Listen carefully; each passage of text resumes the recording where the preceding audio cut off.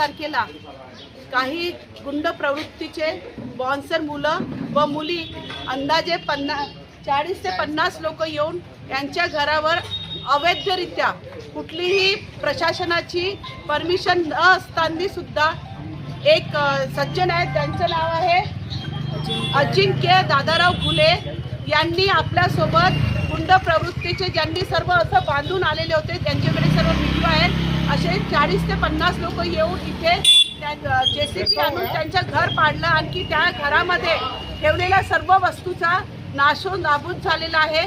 जर अशा घटनेमध्ये जर गरमीचे दिवस सुरू आहेत, जर सिलेंडर कटला असता, आणखी जर अजून काय अनिश्चित गोष्ट झाली असती, ही जवान मुलगी आहे, त्यांच्या मुलीला त्यांनी घरातून घिसेटून या आजीबाईला आहेत, या 75-90 वर्षाच्या आहेत, या 80-90 वर्षाच्या, यांना घरातून बाहेर काढलं. आणखी हे जे सज्जन आहेत वास्तविक फॅमिली, मिस्टर वास्तविक आणखी मिसेस वास्तविक, हे दोघेही कोर्टाच्या तारखेमध्ये गेलेल्या होत्या. घरी कुणी नसताना असं अवैधरित्या कायदा हातामध्ये घेऊन या नागपूर शहराला गुंड प्रवृत्तीच्या प्रमाणे वागलेले आहेत. तर अशा जो गुंड प्रवृत्तीचा जो अजिंक्य आहे, आणखी त्याच्यासोबत जितकेही साथीदार आहेत, ह्या सर्वांना पोलीस स्टेशननी मध्ये यांची FIR घ्यायला पाहिजे, जेणेकरून यांच्यावर कायद्याचा दबदबा राहिला पाहिजे. पोलीस प्रशासनाने याच्यामध्ये मदत करायला हवी. पाचवाली पोलीस स्टेशनमधून यांनी कालही गेलेले होते, तरी सुद्धा जरीपटका पोलीस स्टेशनला तर यांची दखल घेण्यात आलेली नाहीये. आमरण उपोषण आणखी आंदोलन करण्यात येणार. जर पोलीस प्रशासन जर जागा नाही होणार, आणखी ह्या परिवाराला, वास्तविक परिवाराला न्याय नाही देणार, तर आम्ही सर्व रस्त्यावर उचलून FIR दाखल करायला पाहिजे, हीच आम्हाला हात जोडून विनंती आहे. आणखी आताही त्यांचे जे बाउन्सर आहे, त्यांच्या घरामध्ये कोण येतात कोण जातात ते फिरत आहे तिथून. घर तोडताना काय पोलीस प्रशासन सोबत होता? घर तोडताना कुठलेही त्यांनी नोटीस द्यायला कुठलाही पोलीस प्रशासन नव्हता, कुणीही नव्हता. मग आता तुम्ही पोलीस स्टेशनला रिपोर्ट द्यायला गेले होते काय? पोलीस स्टेशनला हे लोक रिपोर्ट द्यायला गेले होते, पण यांना 4 ते 5 तास तिथे बसवण्यात आल्या. आणखी समोरचा आधी जाऊन बसलेला होता, त्यांना VIP ट्रीटमेंट त्यांनी दिली.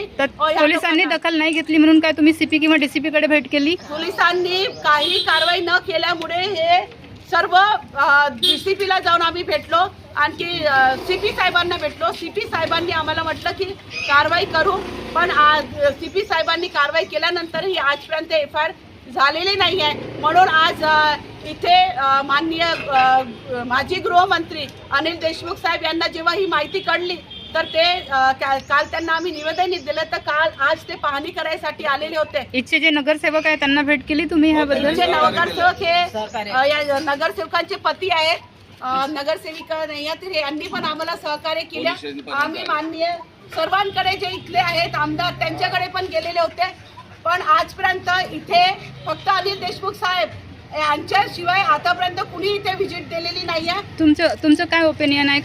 काय वाटतं तुम्हाला? इथे एक समाजकंटन म्हणजे त्यांनी आमचे जे वास्तविक भाऊ आहेत, हे माझे मोठे बंधूचे आहेत ना, ते स्वभावाने चांगले आहेत. आणि कोणाच्याही पोलीस प्रशासन म्हणला म्हणजे तो गरीब लोकांच्या मायबाप राहते. आणि पोलीस प्रशासन कडूनच अशी घटना घडून राहिली, ज्याने पोलीस प्रशासनाकडून घटना घडत नाही म्हणजे पोलीस आता तो डिपार्टमेंट मध्ये होता अजिंक्य म्हणून, तो डिपार्टमेंटचाच माणूस अगर असा येऊन लोकांचे घर तोडत, आता तो रिटायर आहे की कंटिन्यू ड्युटी मध्ये आहे तो, तरी त्यांनी येऊन त्या 40-50 बॉन्सरला आणून तोडलं. ते अवैधरित्या तोडलेलं आहे. त्यांच्या घराशी किंवा आईशी काही संबंध आहे परिवाराशी? कोणाच्या? माझ्या अजिंक्यचा? नाही, अजिंक्यचा काही संबंध नाही आहे. माझं हेच म्हणणं आहे की जेव्हा तुम्ही पोलीस डिपार्टमेंटच असा करेल, तर मग आम्ही कोणाकडे न्याय मागायचा? पोलीस हे जनतेच्या सुरक्षतेसाठी राहते, आणि त्यांचा जो मॅटर चालू आहे तो कोर्टात चालू होता. किती वर्ष पुराणं हे घर? 2011 मध्ये घेतलेलं आहे. रजिस्ट्री आहे.